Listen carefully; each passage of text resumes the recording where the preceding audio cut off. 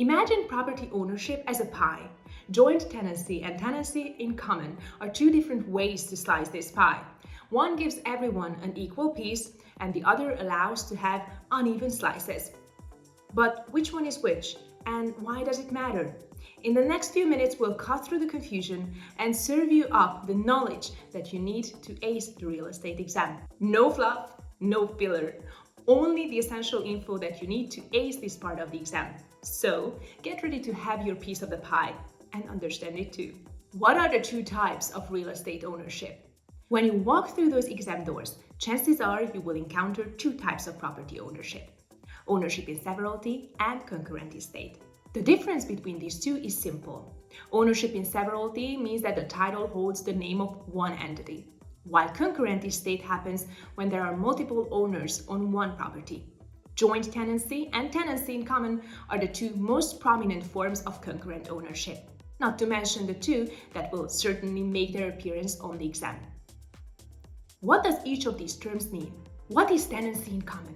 Tenancy in common is a type of concurrent estate where two or multiple people own a property together with only one common denominator, the property. Everything else is often not uniform. For example, in a tenancy in common, the multiple owners might have unequal ownership shares.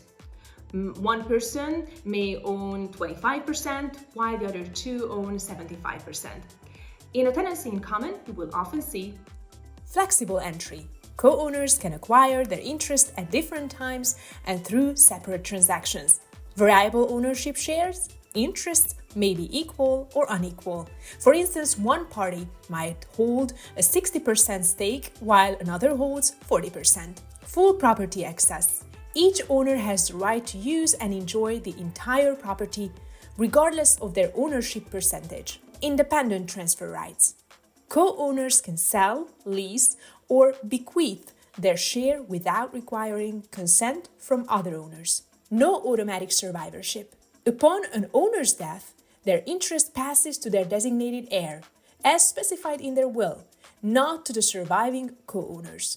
What I want you to remember for the exam is that tenancy in common is when unrelated parties want to own a property together. For example, friends pooling resources to buy that dream vacation home, or business partners buying commercial real estate property. It offers flexibility in terms of ownership division and the ability to dispose one's share independently. What is joint tenancy?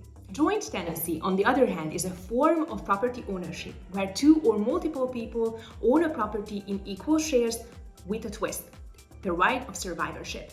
Imagine this as the all for one or one for all of real estate. This is a common choice among married couples and close family members, so related people. And here's what makes joint tenancy so special. Equal ownership, aka possession. All joint tenants own an equal slice of the property pie. Unity of time. They all get their slice at the same time. Unity of title. From the same serving dish, legal document. Unity of interest. Everyone's slice is identical in nature and duration. Right of survivorship.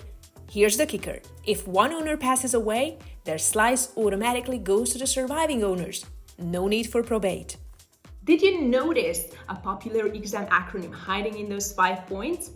If you have caught our acronym video, then I bet you have already spotted the acronym TTIP. It's an examiner's favorite. Do you guys remember what TTIP means? Please leave a comment below and I tell you if your answer is right or wrong. And if you have not seen our acronym video yet, then I will leave a link below for you. But one key rule about joint tenancy is that by breaking any of these unities, you can turn a joint tenancy into a tenancy in common faster than you can say property rights. What is the difference between joint tenancy and tenancy in common? Alright, let's break down the similarities and differences between joint tenancy and tenancy in common. This comparison trips up many test takers. Let's start with the only similarity they have. In both forms of property ownership, both parties, owners or tenants, have equal access to the property. The key differences, on the other hand, are more lengthy. Ownership division. Joint tenancy, always equal. Married couple owns 50-50 of the property. Tenancy in common can be unequal. Inheritance. Joint tenancy has automatic right of survivorship. Tenancy in common does not. Selling rights. Joint tenants need all owners' approval to sell. Tenants in common can sell their share freely. Creation. Joint tenancy must satisfy all four unities. Tenancy in common is more flexible. Remember, on exam day, look for phrases and keywords such as equal shares and interest or the right of survivorship for joint tenancy. For tenancy in common, watch for phrases such as unequal ownership or the ability to will property shares. And here's a simple real-life example that will help you remember these concepts and also clear up any confusion you may have. Imagine two pizza shops on the same street. Joint Slice Heaven and Common Crust Crew. Joint Slice Heaven, aka joint tenancy. Four friends, Jack, Tom, Rachel, and Sarah, opened this shop together. They all signed the same lease on the same day, invested equal amounts, and share equal responsibilities. Their slogan, one for all and all for one slice. If Jack decides to leave, he can't just sell his part to anyone. Tom, Rachel, and Sarah have first dibs. Sadly, if Rachel passes away, her share of the business automatically goes to Jack, Tom, and Sarah. Rachel's family doesn't get a slice of this pizza. Common Crust Crew, aka Tenancy in Common. This shop is owned by three people, Chris, Maria, and Nick. Chris bought in first with 50%, then Maria joined with 30%, and finally Nick with 20%. Their slogan, different slices, same great pizza. If Maria wants to sell her 30%, she can do so without asking Chris and Nick.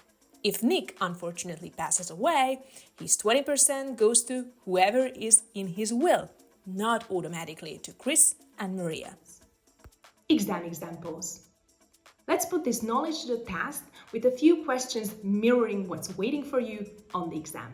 Question number 1.